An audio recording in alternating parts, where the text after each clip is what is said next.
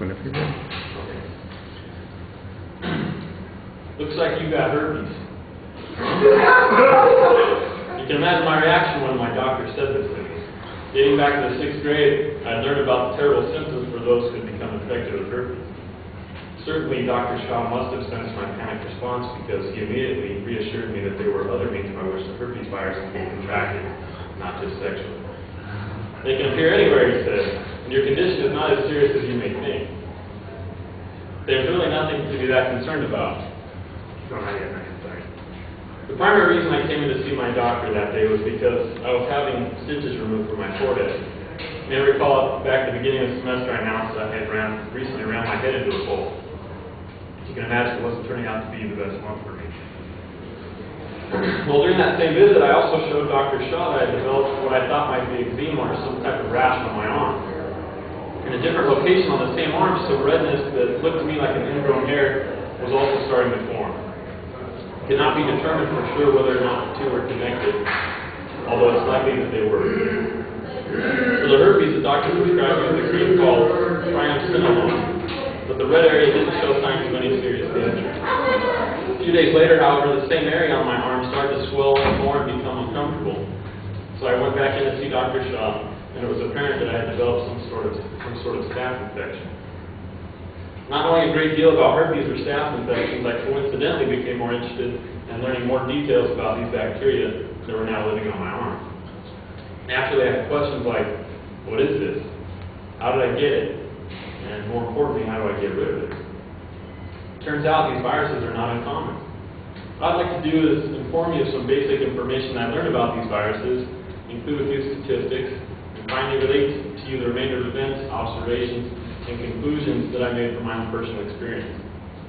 I understand that this topic and some visuals might be a little disturbing to some of you, so it hasn't been already, so I apologize in advance for that.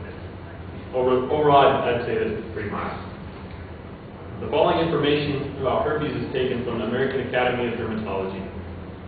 Quote, the herpes simplex virus, HSV, causes blisters and sores around the mouth, nose, genitals, and buttocks, but they may occur almost anywhere on the skin. SHV infections can be very annoying because they may reappear periodically. The sores may be painful and unsightly. For chronically ill people and newborn babies, the viral infection can be serious, but rarely fatal. There are two types of HSV, type 1 and type 2. Often referred to as fever blisters or cold sores, HSV type 1 infections are tiny, clear, fluid-filled blisters that most often occur on the face. Okay. This is not a picture of my arm, but it looks similar to what I had.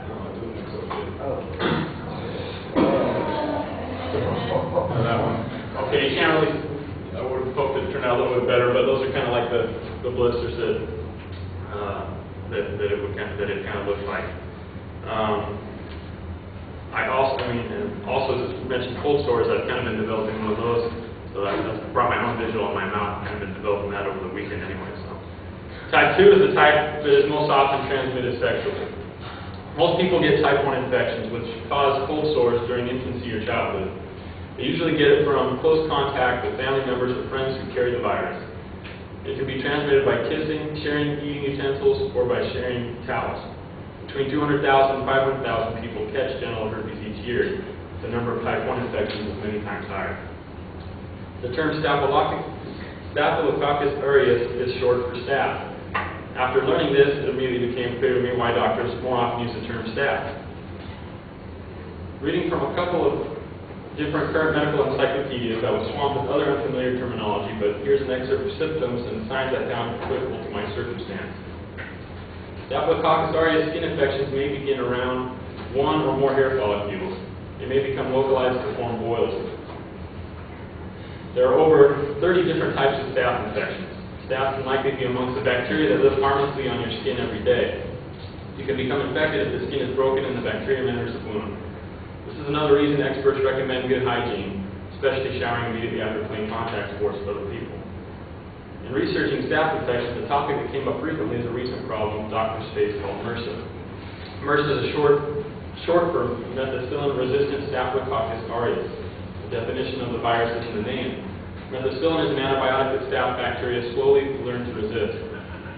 According to a recent report found in 2007 issue of the Journal of American Medical Association, in 2005, approximately 94,000 people in the U.S. were infected with MRSA. A little over 18,000 died from it. This is about 2,000 more people than the number that died from AIDS that year. Reports indicate that MRSA is mostly acquired in hospitals. Now, having shared some of this brief information about these bacteria, I'd like to return back to telling you my story. The day that Dr. Shaw determined I had a staph infection on my arm, he prescribed me with a full bottle of antibiotics, and I was instructed to complete it. I don't remember whether or not it was methicillin. Before leaving, he injected some antibiotic directly into the infected area. Needless to say that stung. Unfortunately, at this moment, the infected area wasn't ready or ripe for the doctor to slice it open and push out the pus, or in medical terms, to drain it. There wasn't yet any pus to drain. I was to return in 3 days. Okay, picture 2. Sorry. So this is kind of what it looked like, sort of like a boil. During the next 3 days, it swelled up. The infection was swollen, and the pain was annoying. It was unpleasant, and I was anxious to have it cut and drained so I could get on with the healing process. And I didn't choose to look at it, but when he drained it, a good amount of pus and it was drained, and the infection was deep. After draining, Dr. Shaw packed, which is the term they use, he packed the skin-full arm with a string of cotton. So this is kind of what it looked like after the third packing that I had. It was about a string foot. This is about the third one, as you can see. There's kind of a hole there where the swollen area was, and yeah, there's a couple more. Go ahead and go over the pictures. Learning about harmful bacteria or general first aid can be useful to everyone. I hope that minimal information I have shared from my research and personal experience may serve of some benefit to you.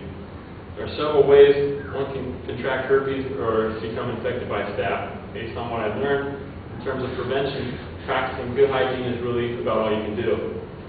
Frequently washing your hands and showering daily. In my case, I certainly choose to believe there wasn't much I could have done to avoid becoming infected. Although it's not confirmed that the herpes on my arm was the cause for the staph infection, I noticed that it had been about a month before I ended up showing it to Dr. Shaw. So it's wise to consult an expert immediately on anything you're unsure of. Perhaps by going to see Dr. Shaw earlier, using the cream right away to attack the herpes might have prevented my arm from later becoming infected. So remember, it's easier to prevent than to prevent.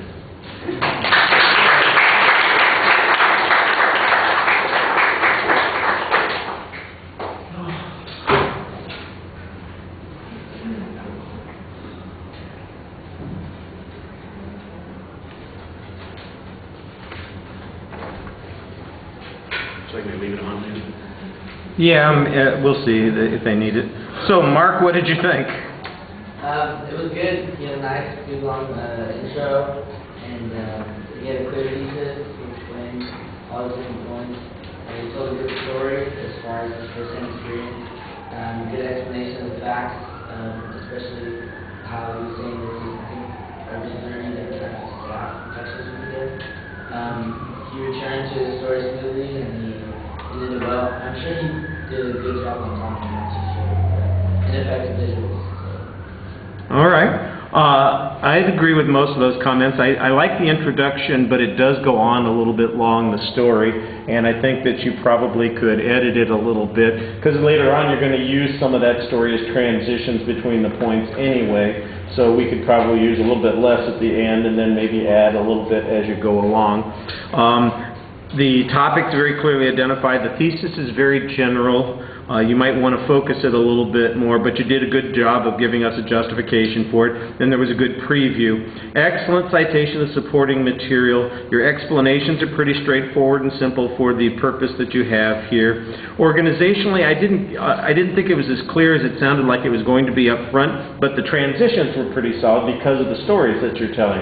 On the visuals, I think maybe you had 2 or 3 extra that you could have lived without, and boy, you know, like you said, I hope people didn't eat breakfast before they came, because there's a little bit of iffiness there. And they could maybe be integrated a little. They're basically reflective of the story more than information on the subject.